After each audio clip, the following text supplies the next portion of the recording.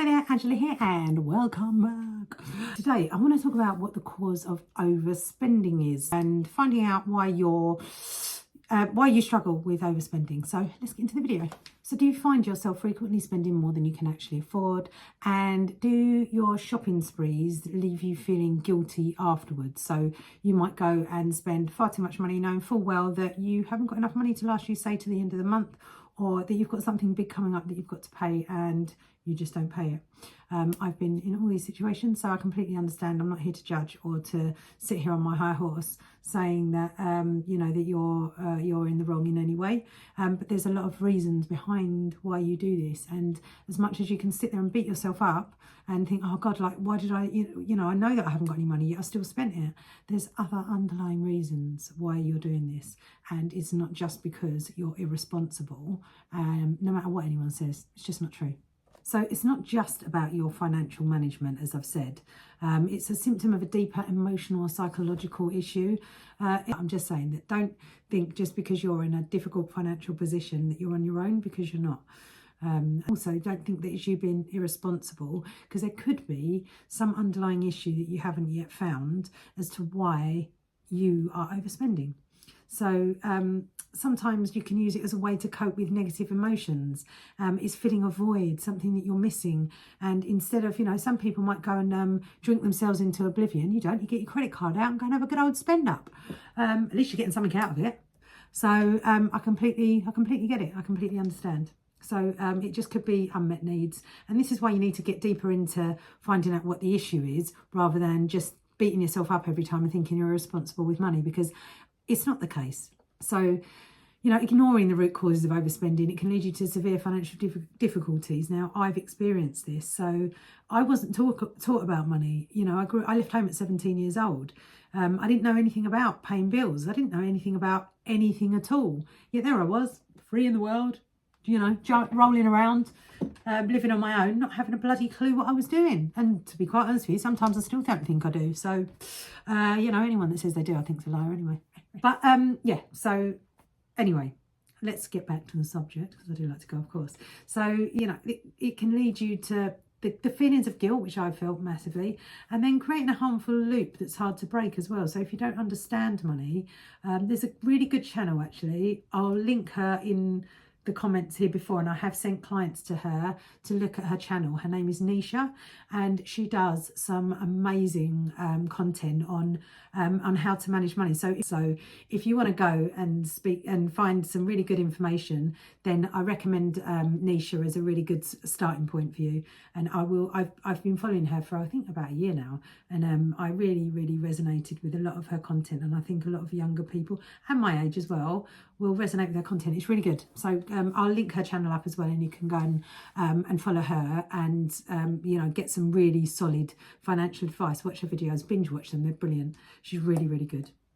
So if you're looking for the psychological things that have gone wrong, so say you are at my age, mid-40s, and you're still making the same financial mistakes and you're still beating yourself up over these mistakes, then you need to try and work on what's triggering your spending. And I mention this a lot because if you know what's triggering things, I say, you could have an argument. It's an emotional reaction to something in your subconscious that you might need to work on. So is it stress? Is it boredom? Are you lonely? I know that I used to drunk order things. Like before I stopped drinking, I'm completely sober now.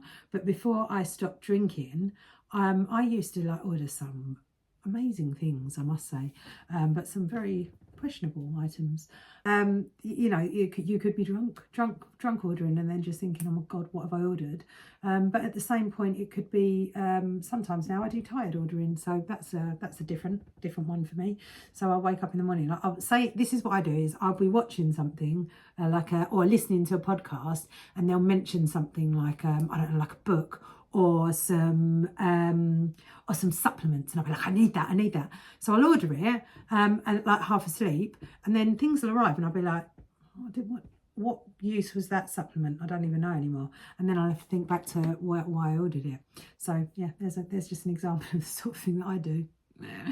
So getting emotional support for this is imperative. So I'm talking about a couple of pounds on some supplements, but if you're going overboard and booking holidays to Barbados and buying yachts, you might need to be, you might need to be getting some emotional help on this, and trying to work out exactly where your problems lie. So, talking to a therapist about your spending, and emotional support and for insights and encouragement. So, your friends might understand why you're spending more than you do. So they could notice things that you don't notice. So if you've got trusted friends that aren't judgmental, that aren't going to be mean to you, because you need constructive feedback, not somebody that's just going to be like, you're an idiot, you're overspending.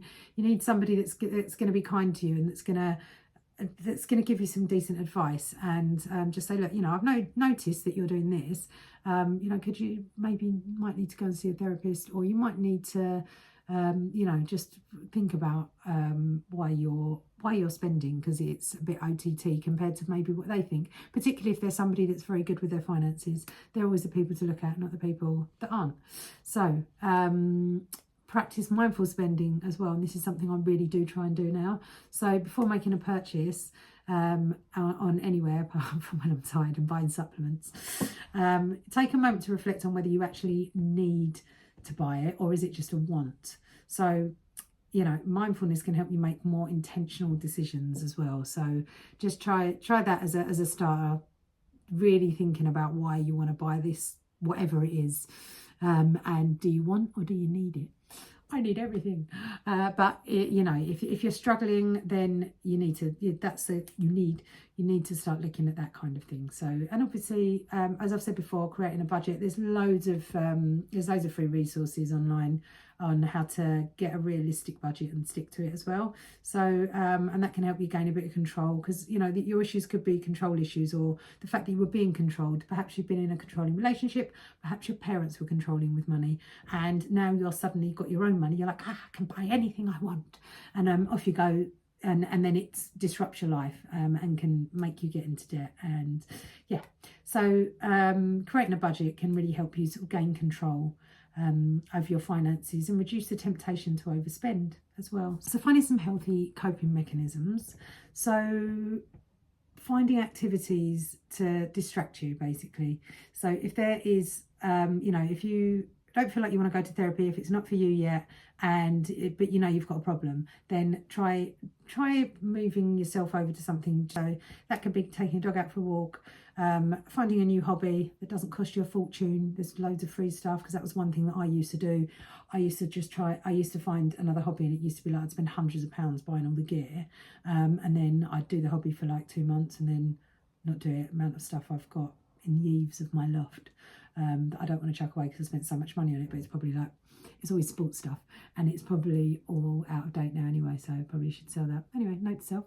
So and then consider professional guidance should you want to delve deeper into the reason why you are spending, if you feel it is a problem. So remember, as I say in a lot of my videos, the problem isn't always a problem. There's something else underlying in your subconscious that is causing you to spend these issues if you can't figure it out yourself, and that is when you need to start looking at getting professional guidance. So if you've done all the work, you've gone and watched some videos from Nisha, and you're still like, oh, I can't help myself, then maybe we need to talk. So just an idea. But yeah, so understanding the root causes of your overspending. So if you've done all the work and you think, right, I know why I'm overspending, yet you're still overspending, then it's just essentially breaking the cycle of it, and just achieving the financial stability that you might never have had. You might have grown up in financial instability as well, and so this just feels normal to you. So identifying triggers, seeking emotional support, that can be in friends or in a therapist, and also just taking control of your finances. Spending is often a symptom of deeper issues, so don't beat yourself up constantly if this is something you're really struggling with.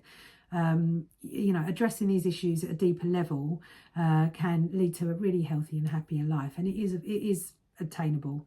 So just, if you do the suggestions that I've got in here, let me know in the comments as well if this has been helpful. Reach out to me for any more personalised help, and thank you very much for watching.